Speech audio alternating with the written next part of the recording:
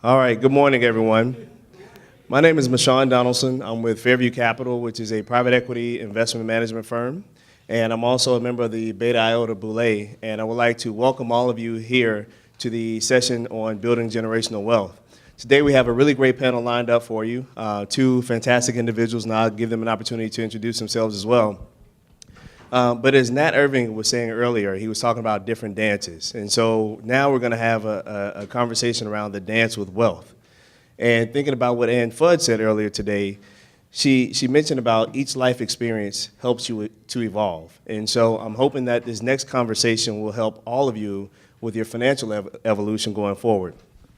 So we have a very timely discussion about building, growing, and protecting our wealth and leaving a legacy for future generations. And oftentimes people feel that financial, tax, and legal issues can be quite complicated. So today we have two individuals who are going to help us navigate and better understand these issues and discuss various strategies for building generational wealth. So the first person to my left is Allan Boomer, who is the founder and managing partner of Momentum Advisors. And then we also have Ed Abdelnour, who is the senior vice president and wealth strategies advisor at U.S. Trust, Bank of America Private Wealth Management. So I'm going to ask both of the panelists to briefly introduce themselves and provide their background. Great. Well, first I just want to say that it's a tremendous honor to be here on this panel, especially looking in the room. I see Carla Harris, who's someone who I look up to within Wall Street. She's someone who's really just done a lot on these topics, and it's just an honor to be here on the panel. So my name's Allan Boomer. I currently run an investment firm called Momentum Advisors. I'm a kid who kind of grew up on Wall Street. My first job literally out of high school was working in the mailroom at Merrill Lynch, and all through college I worked summers and winters at Merrill Lynch while I was at Morgan State University in Baltimore.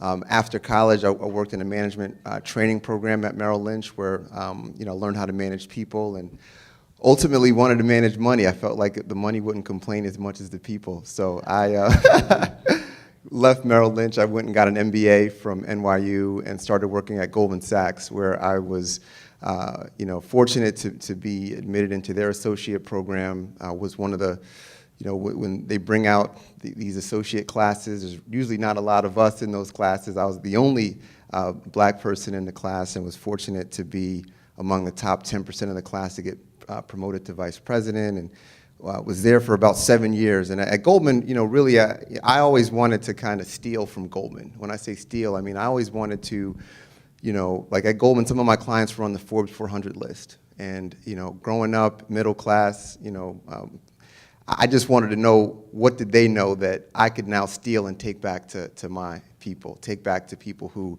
might want to achieve some of those levels of wealth.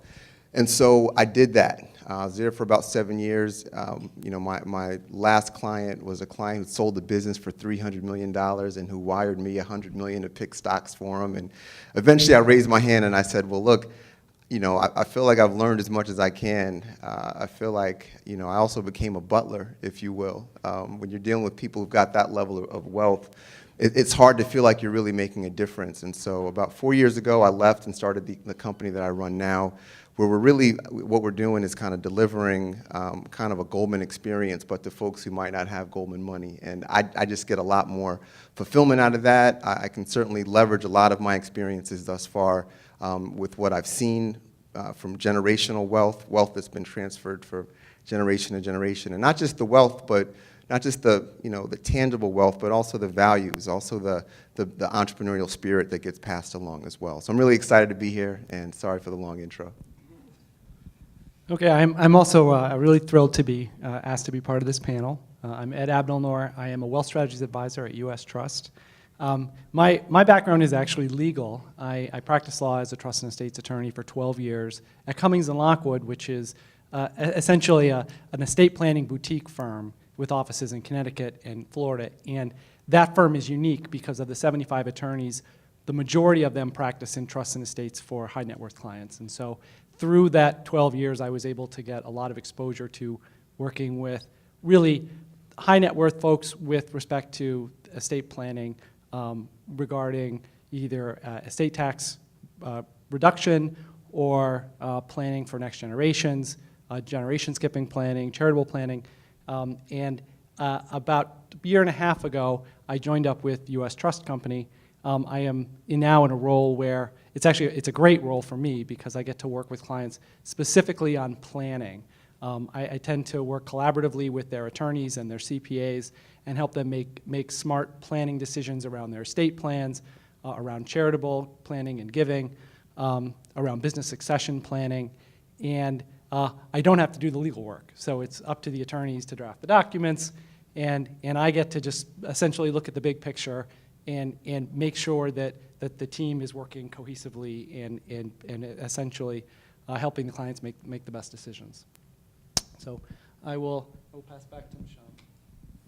Thank you. So Allan, as you look out across this room, you see that everyone here is at pretty much various levels of their career. And so as you think about that, what would you suggest as some of the different financial planning items that people should be thinking about at these different stages of their career? And in particular, if you can comment on the various types of life and financial planning that should be considered at these different stages. Absolutely. And by the way, I'd love to get some of the questions from the audience as well. I think it makes for a much more lively discussion. So if there's things that we're not talking about yet, please feel free to interrupt and interject. But going to the question of life cycle and where you are, and it does look like most folks in the room are kind of mid-career, maybe some are later in their careers. I think, and there's certain things that maybe should have been taken care of earlier in life that maybe haven't yet been taken care of. But when I speak to younger folks, the first thing I say is you need to have a cash reserve of as many months as you think it'll take for you to get back on your feet if you had some sort of a career or health care issue. So having a cash reserve is obviously very important. Paying off credit cards is something that obviously is a very high return on investment activity.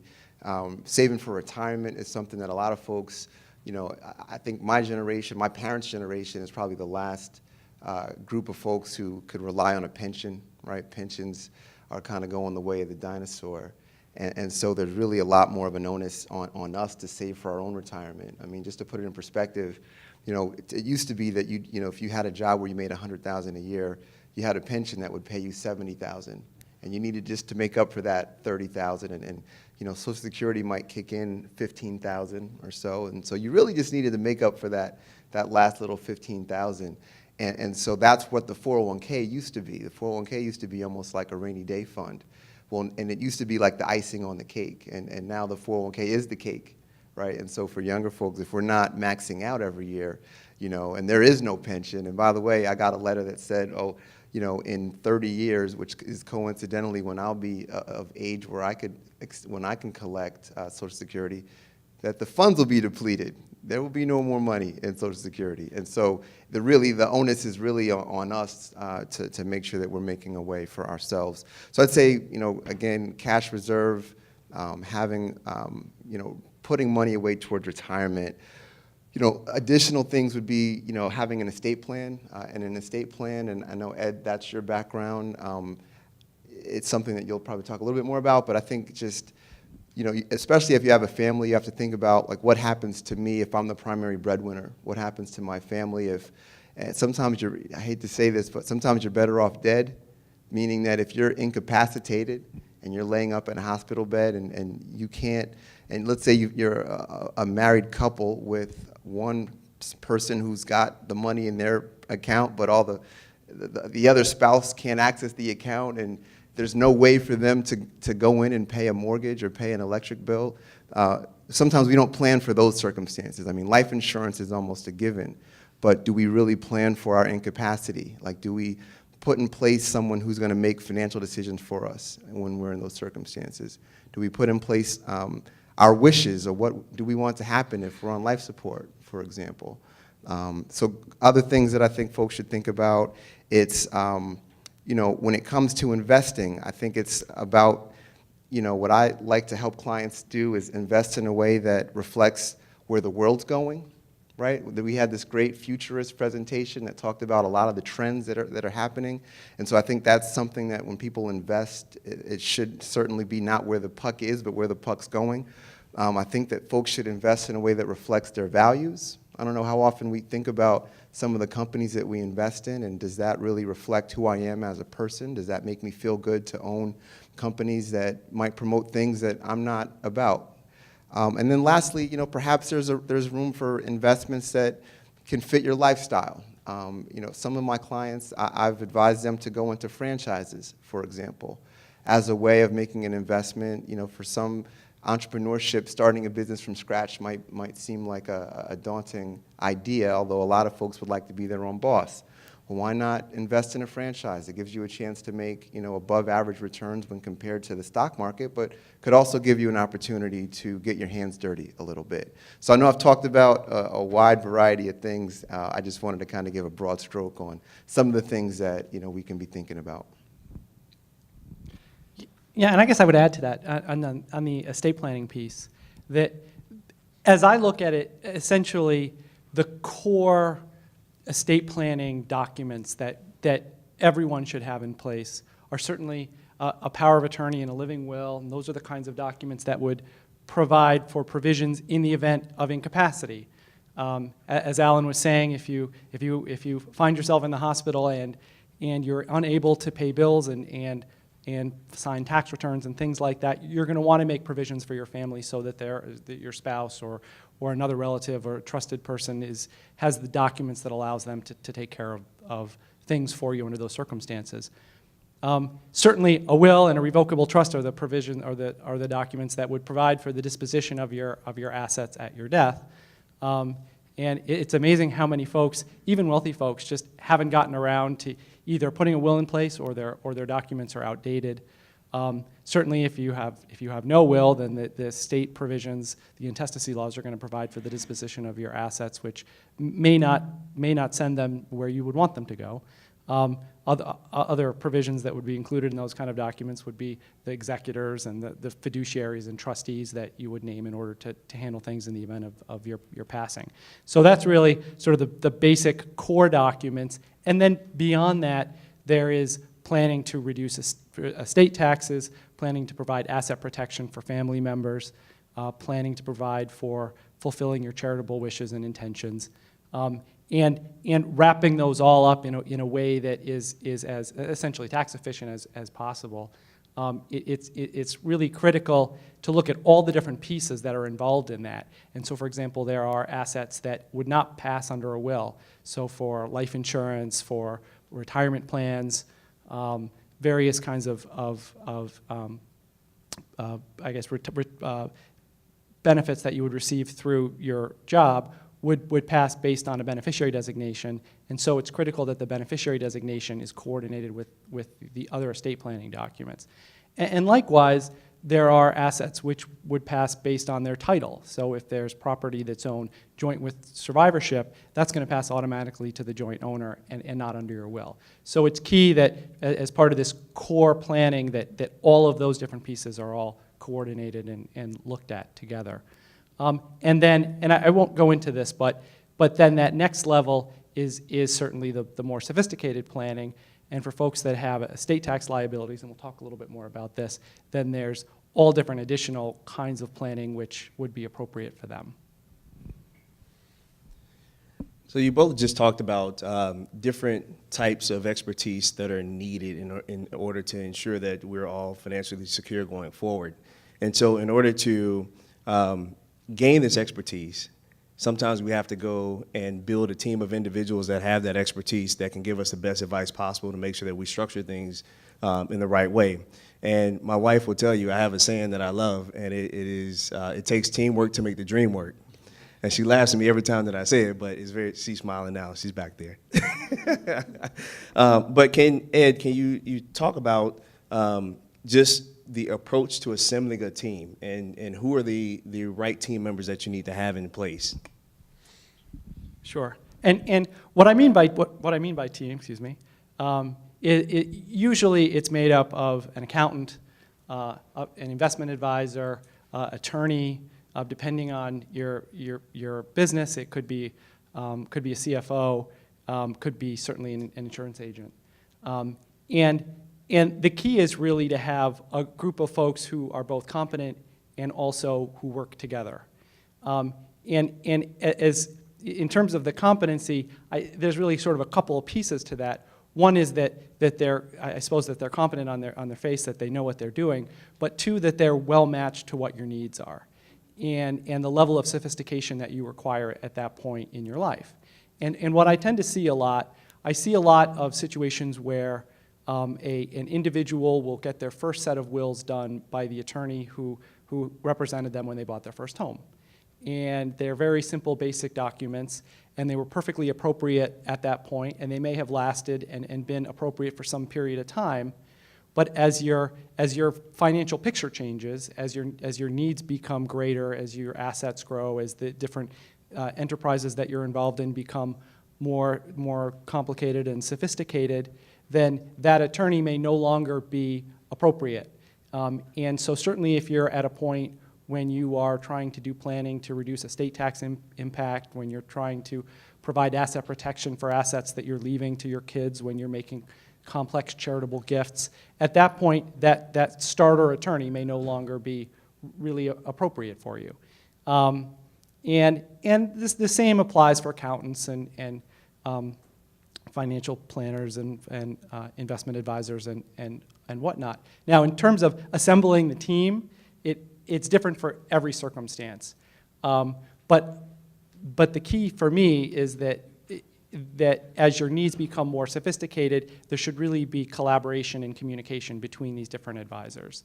And so if you're doing some of the more sophisticated estate planning things, if you are making complex charitable gifts, if you're setting up trusts for the next generation and making gifts to those trusts, then you really need your attorney and your accountant and your financial advisor to all work together, because they all will be involved in that. And so they all need to be capable and they need to be accustomed to that kind of planning. And ideally, they should be a group that will communicate with each other and work well together. And so I found very often it is through referrals from one advisor that you tend to assemble the team.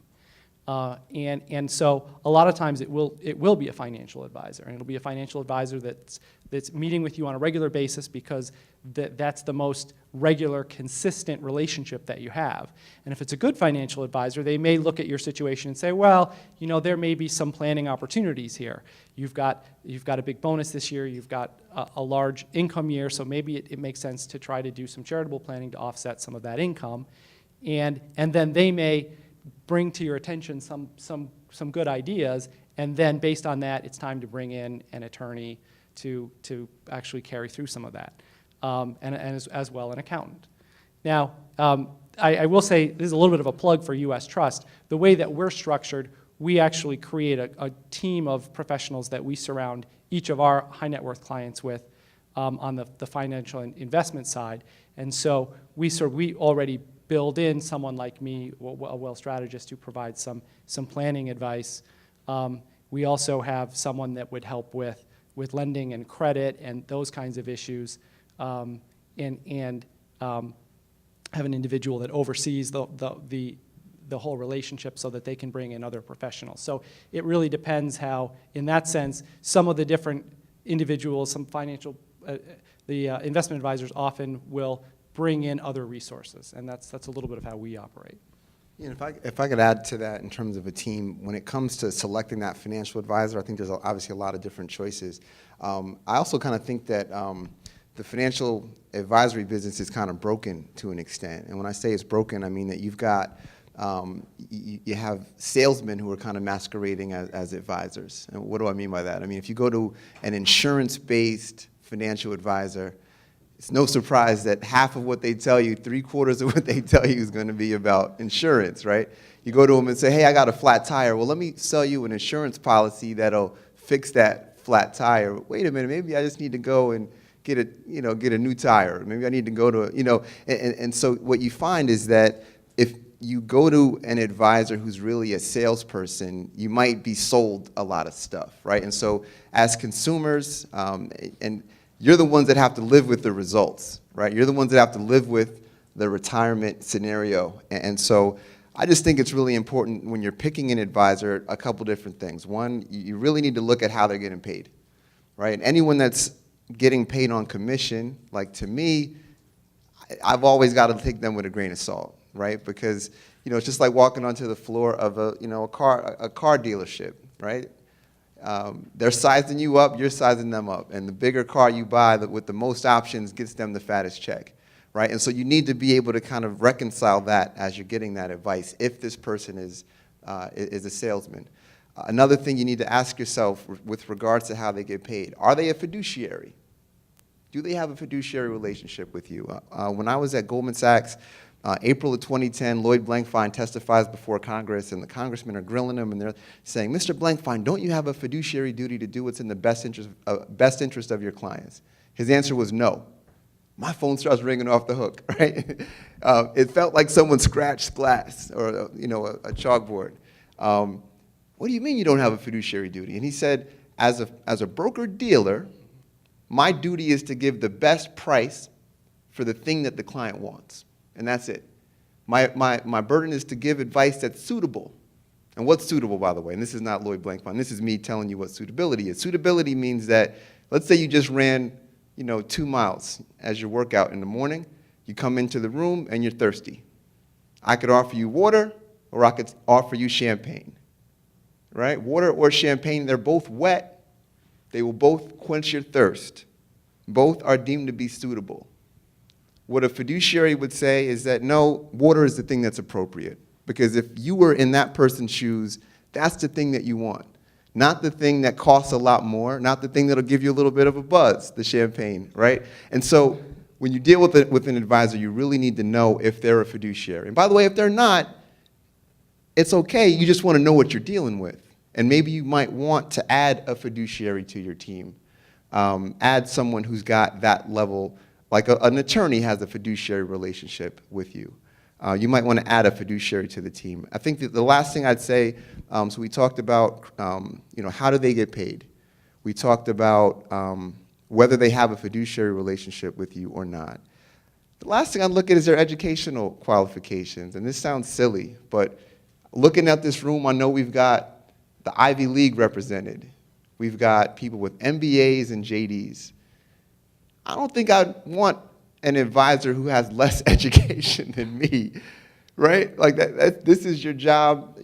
Obviously experience counts for something, but in my opinion, you should really look long and hard at that advisor's background, and it should be an impressive background and one that inspires confidence. Because I often joke, and luckily there's not a lot of financial advisors in the room, but I often joke that a lot of the 99% of the financial advisors are kind of ruining it for the rest of us. And I make that joke because, frankly, there's not a huge barrier to entry to become a financial advisor. When I was 22 years old, I passed the Series 7, and I kind of looked at that as being like getting your driver's license, right? When you get your driver's license, you can go out on the highway, right? You can go out and you can drive a car 60 miles an hour, 65 miles an hour, just after you got your driver's license. When I got my securities license, I thought the same thing. Oh, I know how to invest now. Got my securities license, 22 years old. I got smacked in the face the first time I started investing. I bought my first stock, and luckily, I had the time to make up for all this and go back and realize what I didn't know by getting an MBA. But I bought my first stock in March of 2000. And it was, what was it? It was one of these internet stocks, and it had hit $76 a share. And I'm saying to myself, I'm a genius, because the next week it went to 80. There was an article on the cover of the USA Today, which was where I got my financial advice at the time, and it said that this stock is now bigger than ExxonMobil. It was Cisco. This Cisco is now bigger than ExxonMobil, right? And I took every last dollar I had. I was saving for a house. I was saving for a wedding ring. I put all that money in Cisco, and Cisco's probably at, what, $20 today? And this is how many years later? And so what I learned was that having your securities license does not give you the ability to invest. And it's a low barrier to entry. You could take your Series 7 inside of a month. You can learn how to do it. But to learn how to invest, it takes time. For me, it took getting an MBA, it took getting another MBA working at Goldman, and it takes being a student of the market. So be very careful who you put your trust in. Yeah, just a quick something I was going to add on the fiduciary comment, and the way we look at it is with the fiduciary, and particularly with suitability, is that the suitability requirement, and between champagne or water, but it essentially requires that the investments are at least somewhat appropriate at the time that they're purchased. And that's it. And that's the end of that. Whereas with a fiduciary requirement, there is the requirement for some continued oversight, that that individual continues to have some fiduciary obligation to ensure that the investments that they have you in continue to be appropriate for your situation. And so that's one of the things with a broker, is that they can buy securities for you, and then essentially they can stop paying attention. And that's what you really want to be careful of. So I'm going to use something out of Proverbs here for a brief moment, but I'm going to change it to modern times, and that is, a good man or woman leaves an inheritance for his children's children. So I wanted to know if either of you can comment on what you're seeing your clients doing as far as really building their generational wealth and how they're passing on some of those values to their children. You want to start it? Sure. Well, I guess there's a couple big trends that I've really seen in the last 15 years and probably for some time before then, which is, it used to be that when assets were left down to kids, typically estate planning provisions would simply provide that all assets would get distributed out to the kids at different periods of time in their life. And so, for example, a third could be distributed and when they reach 25, another third at age 30, and the final third at age 35. And that was a very typical kind of estate plan. And the direction that folks are really moving in now is to try to take advantage of the trust structures that are out there in order to protect the wealth that they're leaving for their kids and their grandkids. And they're doing that by, instead of having those assets distributed directly out to them at certain ages, by putting in provisions where there are trustees that have discretion to make distribution decisions. And the benefit to that is that if there is a situation where a child has a marriage that's ending in divorce at a bad time when a distribution is coming in, or a child has a substance abuse problem, or they have a spending problem, then there are provisions in there in order to protect those assets to make sure that they are essentially not wasted. And so that's one thing. And part of that is naming a fiduciary, a trustee, to manage the assets for the children. There are provisions that can be included to provide that the child can actually change that trustee, or the child can be a co-trustee and change that trustee, or the child and another family member can decide to change the trustee. So there are escape hatches, but essentially there's a structure in place for asset protection. And then the other big trend that I've seen is what we call essentially generation skipping planning, and essentially the IRS and I suppose the Congress allows certain amount of assets within limitations to pass from generation to generation to generation without any further estate taxes on them. Now there are limits to that, and so the planning that a lot of us are focusing on is ways to take full advantage of the maximum amount that can pass free of estate taxes for future generations. And what that planning, it's called generation skipping planning, and the reason for that is because the limit on the amount that can pass tax-free from future generations, anything that exceeds that limit is subject to this onerous generation skipping tax. And so there are exemptions. There's a maximum amounts that can be shielded from this tax, which are the same as the estate tax exemptions. So for a married couple, it's over $10 million, so it's a substantial amount. But there's ways that we can take advantage of those exemptions in order to really maximize the amount of wealth that can pass generation to generation. And then the last piece of this is really preparing the next generation for the wealth that is going that they're going to receive. And with respect to that, I suppose I see a couple of trends. One of them is providing direct education to kids about financial planning. And again, the U.S. Trust, we have a lot of resources for in sort of all different kinds of planning that is sort of relevant here. And one of them is that there is sort of structured education for the next generation to teach them about, for example, what is included on their tax returns, on why they should be saving, about compounding interest and all of that. And so there's that structured kind of education, but then beyond that, there's just involving children in their actual own financial futures. And so one of the trends that I've seen is parents who, for example, will do a Roth IRA for their kids, and it's a way to allow them to actually have some skin in the game. And it's both efficient from a generational wealth transfer because they've got this great asset which can grow tax-free, but it also includes their kids in sort of being involved in managing assets at a fairly young age, and gives them the responsibility to sort of oversee that.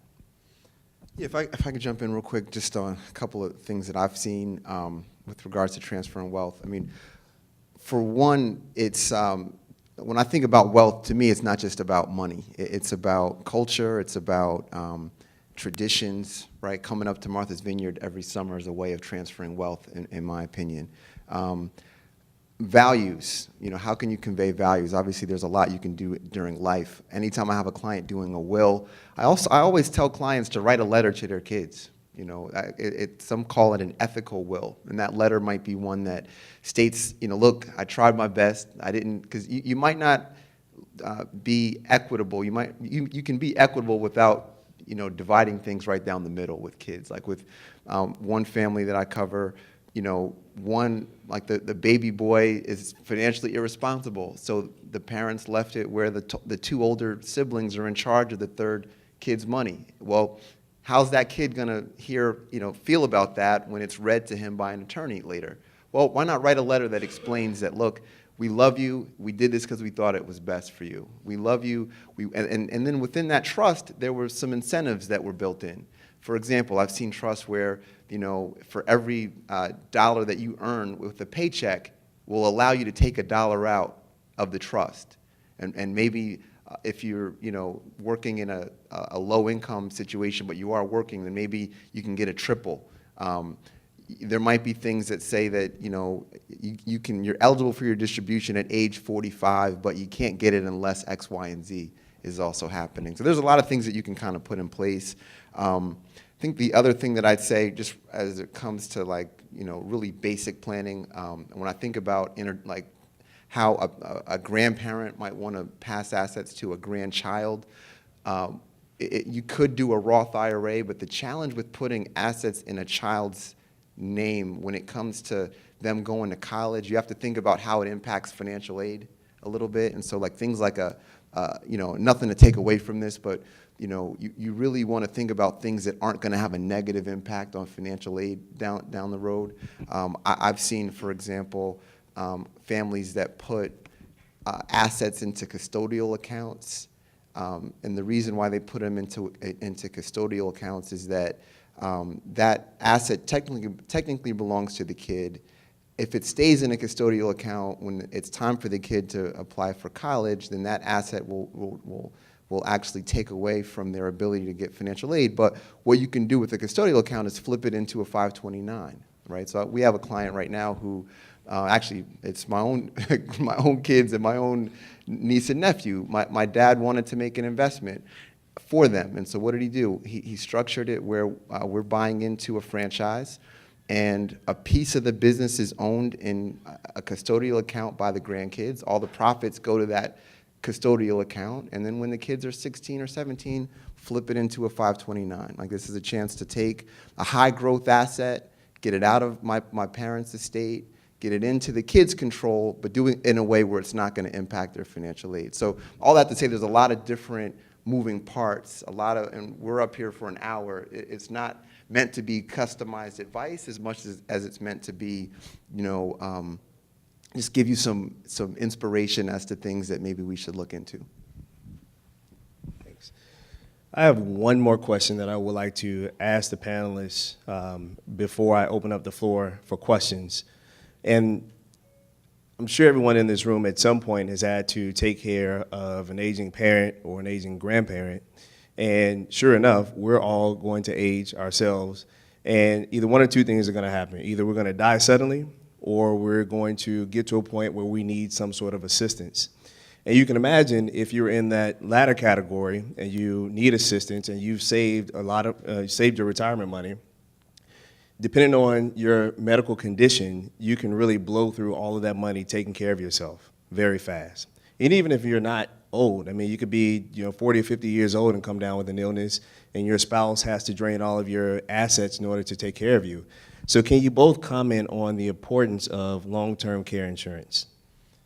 Yeah, so I think before I even get into long-term care, I mean, I think that you brought up the notion of health, right? And when you look at people who are in poverty, they didn't just wake up one day and decide they wanted to live on the streets. I mean, it's often a hardship that they really weren't expecting, right? And so, and health issues, it's kind of like that unknown. Like tomorrow's not promised, your health's not promised.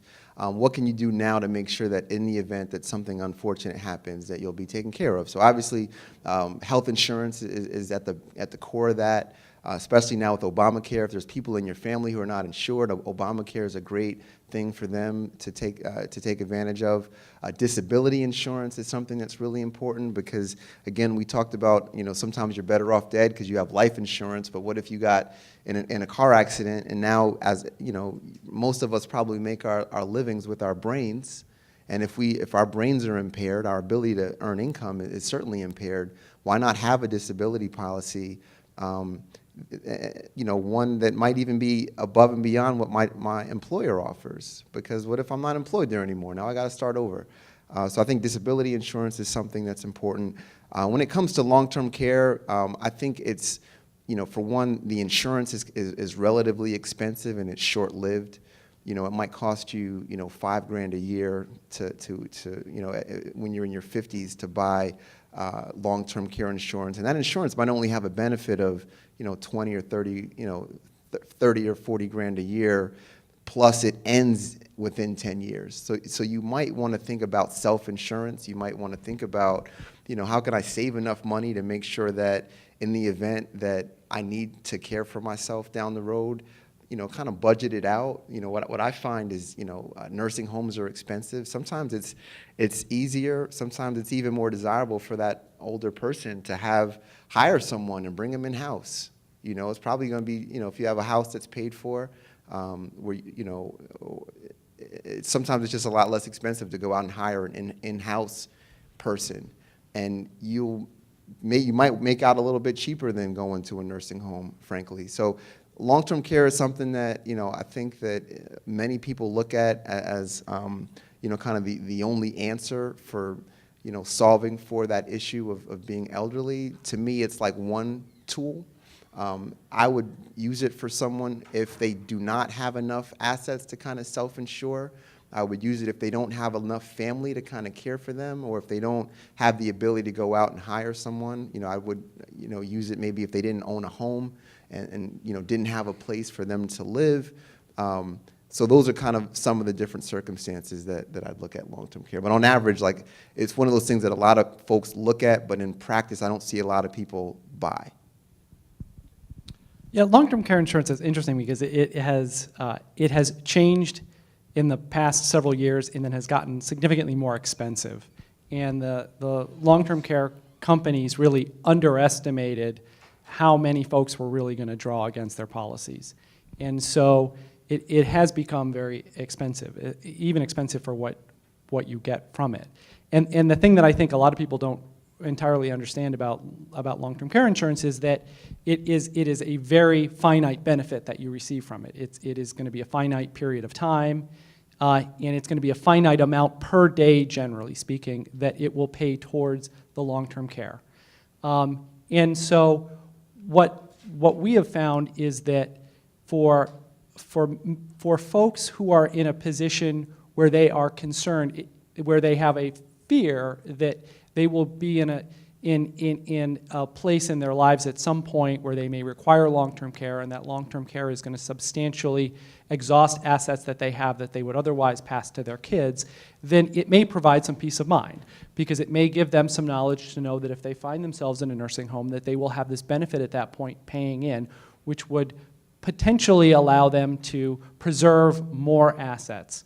And so for folks that are at that point, as Allan had said, who can't comfortably self-insure, and so they have maybe less than, I'm throwing out a number, but if they have less than 5 or 10 or $15 million, then they certainly may be in that category. Then it may make sense to look into long-term care. But the key is really to do some good financial modeling around it.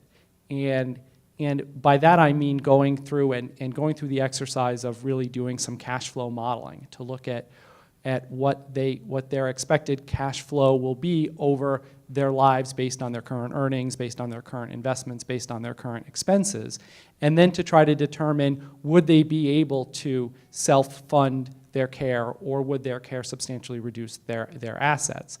In the event that they deplete their assets, then Medicaid is certainly there to pick up the care. The other thing with long-term care and nursing homes in general is that most folks do not live in nursing homes for a long time. I think the average is under 3 years.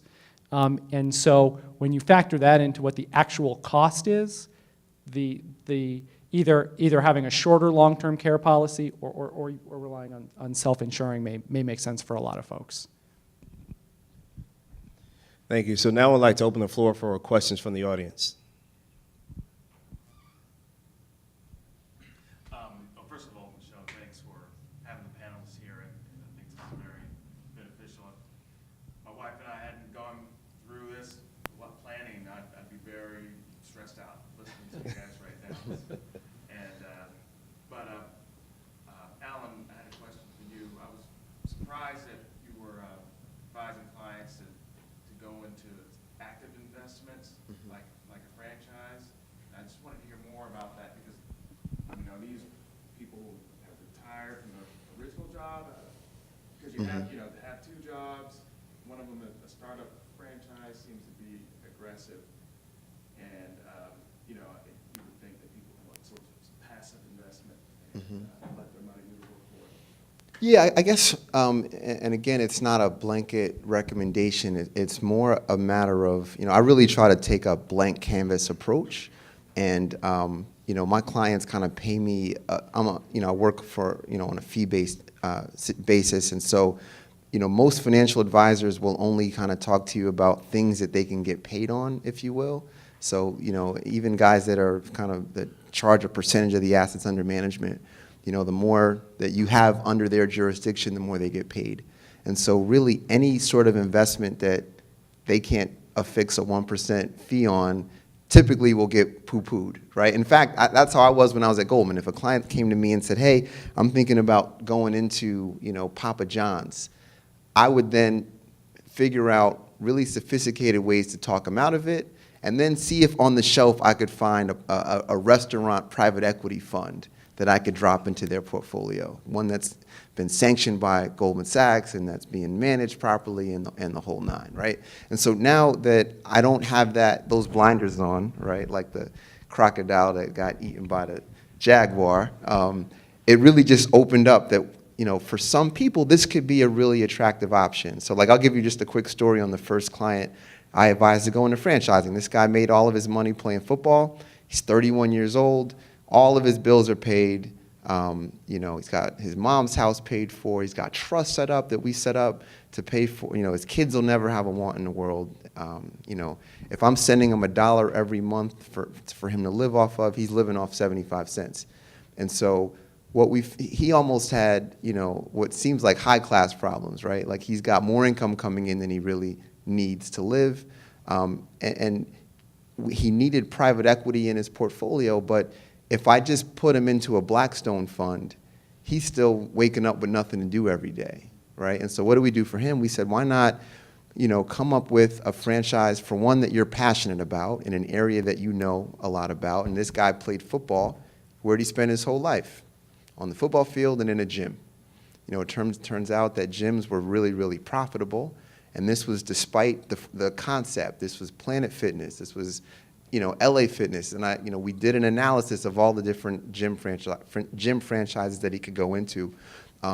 We also, selected a city where he grew up, where, in the parking lot where the first location opened up, you had a Burger King, a McDonald's, a Red Lobster. I mean, you could die of a heart attack in that one plaza in a city that was a black community with no gym, no major gym chain. And so it made sense from a lifestyle perspective for this guy to peel off a portion of his money and put it into an investment that would provide lifestyle returns, right? So now he wakes up every day, he's excited, he's the CEO of his own company, right? And he'll make money, but even if he doesn't, it's not enough that's gonna bankrupt him if things don't turn out. If it does make money, clearly it gives financial returns, but also just lifestyle returns. But, other people where franchising might be an option is like, there's certain people probably in this room who are fed up with their job, right? And, this notion of retirement to go sit on a beach is kind of out the window. Like all my clients are either retired or soon to be retired or will be retiring in the next, 20 years. Everyone thinks they just want to sit on a beach. No one wants to sit on a beach. Like my parents, when they retired, my dad was 50 when he retired. And my mom retired shortly thereafter. Inside of 3 months, they were ready to kill each other. Right? And why is that? It's because they're used to being productive adults, going to work every day. They've never spent 24 hours a day in the house with one another, right? And so what did my parents do? My dad decided to really redevote himself to the ministry. He became a bishop. My mom dedicated herself to video games on the iPad. And that's what they do, right? But for someone, the option of starting a business as an alternative to working a job that you hate, right? And setting it up where you've got the control, right? Because a lot of times when we're working a job, you don't feel like you're in much control, right? Like the amount of money you make depends on the economy. It depends on, how the company does, how your group does, depends on how much of a bonus you get. So the notion that you could start a business where you can apply all these things that you've learned working for corporate America, but now apply it to an enterprise that you can control, like that's attractive for some people, not for everyone. And it could be a replacement. It could be something that maybe, a parent could take an adult child and have the child run it. It could be a matter of hiring, like in the case of the gym. Like my client's not running the gym every day. We went out and hired managers, and what's his job? His job is to think strategically. Where do I want to open up new locations? I help him kind of run numbers on different situations. I know it's a long answer, but a lot of us have the money right now to go and make an investment like that. You could use your retirement funds without taking a distribution. You can make a McDonald's be part of your portfolio of assets, right? You can take your 401k and say, instead of just investing in, McDonald's stock, you can actually become a franchisee and use that money to become a franchisee, right? And so all I'm doing with clients is being creative enough to help them think about how they can leverage their resources in a way that helps them invest in a way that fits their lifestyle, that helps them to, reflect their values in the things that they own. So it's not for everyone, but certainly it's an option that most people probably haven't considered, and I would bet money that none of your financial advisors would ever suggest it. But for a lot of people, it can make a lot of sense. So we have time for 2 more brief questions. Just briefly, a colleague and I have coined the term first-generation corporate. We hear a lot about first-generation college students, and I think that many of us may have been in that scenario and then now have moved into corporate America. And so had parents who had pensions, but are now facing decisions that we have to make that there's no one sort of to advise you on how to make those decisions. And I think that this conversation has been very authentic, and I'm going to thank you all as the panelists for doing so.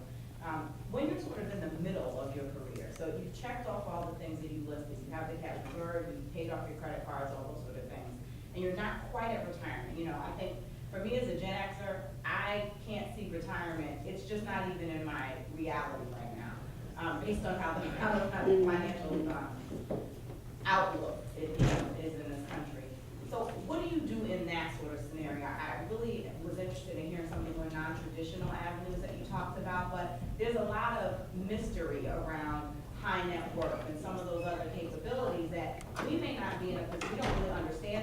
well, we may not even be in a position to ask, sort of in that middle. So what would you suggest sort of in that space? You know, you've done all the checklists. Where are you now? If I could start to address that, you know, I just think it's a great question. I think that you got to be thinking about your money just a little bit differently. You know, like how can I, you know, invest in myself, right? And when I say invest in myself, it's not just going back to school and getting another grad degree, but you know, maybe it's taking some career risk and joining a startup, right? Like when you look at the Forbes list, you know, there aren't too many folks, I don't think there's anyone on the list who got there by going and working for a company, right? It's folks that have taken some entrepreneurial risk. What's exciting about the Forbes list is that 70% of the people on there are self-made, like they're first generation, just like we're first generation corporate. That's the majority of the Forbes list in this country, right? So I think it's investing in yourself. Maybe it's taking some career risk. It's going to a startup, maybe even taking less money to go do it. You know, a lot of times we're really so focused on what's that top line number. We don't really think about the greater picture and the opportunity to have equity in a business, maybe not something that we're thinking about. I think funding startups is a way of investing in yourself or others. Like if there's you know, folks that you know that are starting businesses that you really like, maybe taking a little bit of money and putting it in something like that. I think things that you could think about is, you know, most people have, you know, a few $100,000 in their 401ks. There's ways that you could, you know, start a company. Like this is how I started my company, right? I rolled over my Goldman Sachs 401k into my Momentum company 401k. That's the name of my company, Momentum, right? And in doing so, like when I worked at Goldman, you could take, you know, my list of investment options included, you know, large cap value, large cap growth, and there was a little option at the bottom. You can buy Goldman Sachs stock. So what did I do? I created Momentum Company. I created a 401k plan. I rolled in all my money from my Goldman IRA, my Goldman 401k, and then the way I invested, I said, look, I want to invest in Momentum stock. And I did that in a way that didn't cost me any taxes. I didn't have to take a distribution, and now it's an asset that I own, right? I empowered myself with my own resources to be in business for myself. And so what about if you had a couple of folks that, you know, you grew up with or worked with that took their 401ks and everyone starts a company, and maybe not everyone puts in every single dollar, but use that as a funding source. Like I just feel like most people who have an IRA, they don't think about all the possibilities. Like you could invest in real estate in your IRA. Like how many people knew that? That you can go out and buy a building that you can own and look at, and that building will appreciate. You'll have renters in there that are, you know, their rents are going up every year, and that's a great asset to own in retirement, one that's gonna grow with inflation. You can own that asset in your IRA, but no one's gonna talk to you about that because your financial advisor is not gonna say take it out because now he can't charge 1% on it. But it's a great thing to be doing, to be thinking about. So sorry, I know it's a long-winded response, but those are things that I did. And I guess I would take maybe a different approach to that question, but I think for that group, I mean, they need to surround themselves by a good, again, a good team, by having a financial advisor that is going to be creative, but is also, I suppose in a sense, is going to put their needs first and is going to educate them so that they are fully aware of all of the different investment options that are open to them. So that they can make smart decisions and potentially make conservative decisions. And you know, part of the approach that I tend to like to see is one where you essentially you look at today, you look at tomorrow, and part of that is modeling and figuring out based on current earnings what your growth in your assets is going to be, and how much risk you're able to take on in your investments, or how much risk you need to take on in your investments is another way to look at that in order to secure your retirement, and to really look at it holistically. And part of that is then having your estate planning documents in place so that all of the different contingencies are taken care of, that life insurance is in place that would protect your spouse if something happened to you and replace your income, potentially disability insurance, that all of those things are tended to. And part of, and this is sort of revisiting things we talked about before, part of what I see sometimes as an issue is where there's the investment advisor may be a broker, they may be focused on only one part of the picture. And so you really, it's important that you work with a group that can look at the whole picture. And particularly with respect to stock options and other corporate benefits, that's tricky stuff. And so you're going to want to have assistance with all of that because that all plays in together. And so I think it's definitely about being thoughtful about bringing together the right group. Thank you, guys. So just one quick thought or follow-up to Allan's comment in terms of how he was able to take money from his 401k and start a business and roll it over into his business. It's actually something called ROBS, and it's rollover as a business startup. And there is IRS language around permitting an individual to do so, where you can take money, legally take money out of your 401k and roll it into a company that's a startup, but that capital can only be used for operating purposes. You cannot pay yourself a salary out of that. Sorry, he said you can. But I would highly encourage you, if it's something that anyone is thinking about, make sure that you consult with the right individuals to ensure that you are doing it in the right way possible so you're not tripping any IRS issues. So that brings us to the end of our panel today. If I had to summarize just kind of 3 very quick points in terms of what we heard today. 1, you have to create a solid financial foundation. 2, it's extremely important to have a powerful wealth legacy team. And Allan and Ed did a very good job of going through who those individuals are that need to be a part of that team. And 3, really make sure that you give your children a very strong financial start.